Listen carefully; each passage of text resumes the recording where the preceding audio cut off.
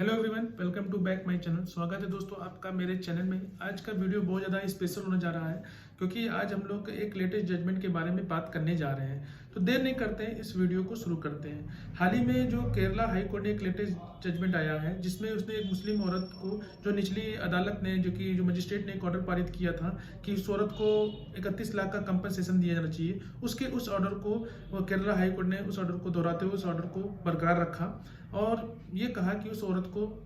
31 लाख का कंपनसेशन दिया जाना चाहिए। तो मामला क्या था वो जानते हैं। हुआ ये कि जो मुस्लिम औरत थी वो अपने पति के साथ रह रही थी। शादी के बाद उनकी एक संतान होती है। फिर उसके बाद कुछ ही दिनों बाद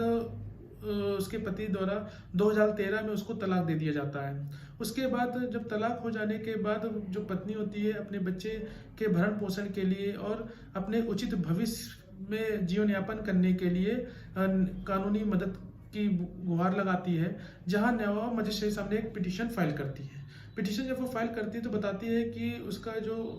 पति है वो एक अच्छा स्टैंडर्ड ऑफ लिविंग रह रहा है, जो उसकी आमदनी है वो हर महीना 2 लाख रुपए है और अपने उचित भविष्य के लिए वो 1 करोड़ की मांग करती है। तथा ये भी बताती है कि उसके जो बच्चा है उसका खाने के लिए और उसके भरण पोषण के लिए, उसको मकान के लिए उसको क्या जरूरत है, उसके लिए वो सब उसमें अपने राइट्स को मांगती है, जो कि section 3 Muslim women right of protection of divorce के थ्रू है। तो उसमें अपनी मांग करती है और अपनी बात न्यायालय में रखती है, जहां मजिस्ट्रेट उसकी इन सब दलीलों को सुनता है और ये बात टिप्पणी करते हुए कहता है कि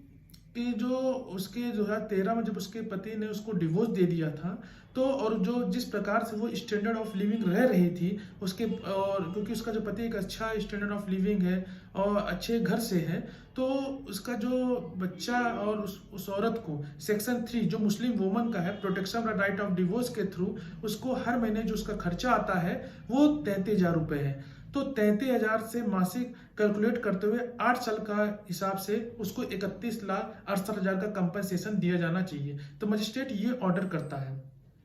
इस ऑर्डर के खिलाफ उसका जो हस्बैंड होता है वो एडिशनल सेशन कोर्ट में एक रिवीजन कराता है उस ऑर्डर 397 के थ्रू, और ये बात रखता है कि जो उसकी पत्नी ने जो उसकी सैलरी बता रही है 2 लाख रुपए हर महीना, वो 2 लाख जबकि है नहीं, वो हर महीने 60,000 कमाता है। और बताता है कि जो मजिस्ट्रेट ने जो ऑर्डर किया है उस ऑर्डर को रोक लगा दिया जाए और मुझे अपनी सैलरी को प्रूव करने का कुछ समय दिया जाए, जिसपे एडिशनल सेशन कोर्ट उस मजिस्ट्रेट के उस ऑर्डर पर रोक लगा देता है और उसको प्रूव करने का कुछ समय देता है। फिर इसके विरुद्ध जो उसकी वाइफ रहती है वो इसके लिए इसकी गुहार केरला हाई कोर्ट में लगाती है और ये बात रखती है कि जब सेक्शन 3 जो मुस्लिम वुमेन है right of protection of divorce के थ्रू, क्योंकि उसके जो बच्चे के लिए और उसके लिए भविष्य में उचित भविष्य के लिए 1 करोड़ की मांग की थी, जिसने मजिस्ट्रेट ने उसको हर महीने के साथ 31,68,000 का जो कंपनसेशन दिया है। और भविष्य में उसने जब उसकी शादी हुई थी तो उसने मेहर के रूप में 1.5 लाख रुपए तथा इद्दत जो उनका पीरियड होता है उसको मेंटेन रखने के लिए जो पैसा दिया था वो उसके पति द्वारा ले लिया गया है। तो ये सब बात रखते हुए वहाँ पे दलील रखती है। फिर उसके बाद जो केरला हाई कोर्ट होता है वो ये बताते हुए कहता है कि जो मजिस्ट्रेट का जो ऑर्डर है, जिसने ये देखते हुए कि हस्बैंड ने जो अपनी सैलरी का जो वाइफ ने दिया है एविडेंस वो एकदम सही है, 2 लाख रुपए उसकी महीने की जो सैलरी है वो बात सच है, और उसके उचित भविष्य के लिए उसकी पत्नी और उसके बच्चे के लिए जो